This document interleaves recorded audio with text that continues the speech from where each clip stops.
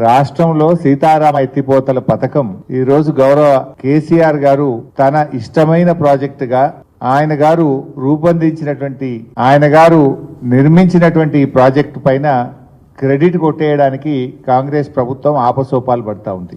ఈ ప్రభుత్వ వైఖరి గమనిస్తే ఎట్లా ఉందంటే ఔరంకి షాదీమే అబ్దుల్లా దివానా అనే సామెత గుర్తొస్తా ఉంది. 10 సంవత్సరాల్లో బీఆర్ఎస్ ప్రభుత్వం చేసిన కృషి, ఈ ఫలితాలను సాధించిన గొప్ప విజయాలను తమ విజయాలుగా చెప్పుకునేందుకు కాంగ్రెస్ పార్టీ పడుతున్న ఆపసోపాలు, ఈ సర్కార్ పడుతున్నటువంటి ఫీట్లను చూస్తా ఉంటే నవ్వొస్తా ఉంది.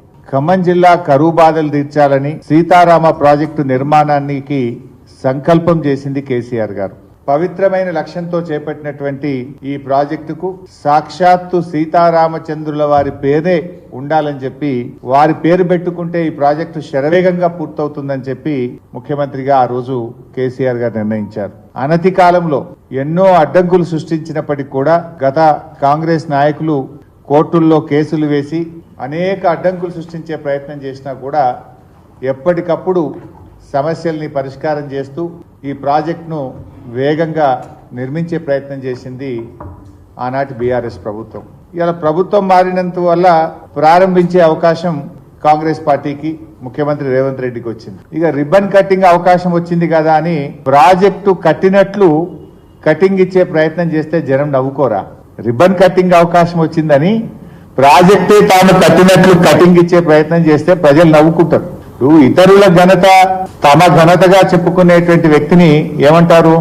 పరాన్న జీవులు అంటారు. ఇంగ్లీష్ లో అయితే పారాసైట్స్ అంటారు. ఇవాళ మిమ్మల్ని చూస్తుంటే కూడా అదే అనిపిస్తా ఉంది. ఒక ప్రాజెక్టు కట్టాలంటే దానికి సర్వే జరగాలి, డిపిఆర్ తయారు కావాలి, భూసేకరణ జరగాలి, టెండర్ల ప్రక్రియ జరగాలి, నిర్మాణానికి నిధులు సమకూర్చాలి. ఇవన్నీ దశలు పూర్తి కావాలంటే కనీసం కొన్ని సంవత్సరాలు పడుతుంది. 7-8 నెలల లోపలనే మీరు కట్టేసిండ్రు ఈ ప్రాజెక్టు. 7-8 నెలల డిపిఆర్ తయారైంది, మీరు టెండర్లు పిలిచిండ్రు, సర్వేలు చేసిండ్రు, ల్యాండ్ ఎక్విజిషన్ చేసిండ్రు, పంపులు మోటార్లు తెచ్చి బిగించిండ్రు, సబ్ స్టేషన్లు కట్టిండ్రు. 8 నెలల మొత్తం మీరు తయారు చేసి ఇనాగ్రేషన్ చేస్తుండ్రా? నవ్వుకుంటున్నారు జనం మీ యొక్క దాన్ని చూసి.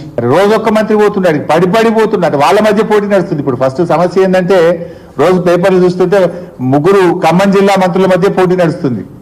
ఒక ఆయన పోగానే తెల్లారి ఇంకో ఆయన పోతాడు, తెల్లారి ఇంకో ఆయన పోతాడు. మీరు 3 ఎట్లా పోతారని నీళ్ళ మంత్రి పోతాడు, నీళ్ళ మంత్రి ఎట్లా పోతాడు అని ఇప్పుడు ముఖ్యమంత్రి పోతాడు. ఇది నడుస్తుంది ఖమ్మం జిల్లాలో. గమ్మత్ ఏంటంటే పోనీ మీరు చేసిన దానికి ఏదైనా చెప్పుకునే ప్రయత్నం చేసినా బాగుండు. ఇలా బీఆర్ఎస్ ప్రభుత్వం చేసిన దాన్ని తమ ఘనతగా చెప్పుకునేటువంటి పరిస్థితికి, అంటే ఒక పరాన్న జీవులుగా ఈ కాంగ్రెస్ పార్టీ ప్రభుత్వం నాయకులు వ్యవహరిస్తా ఉన్నారు.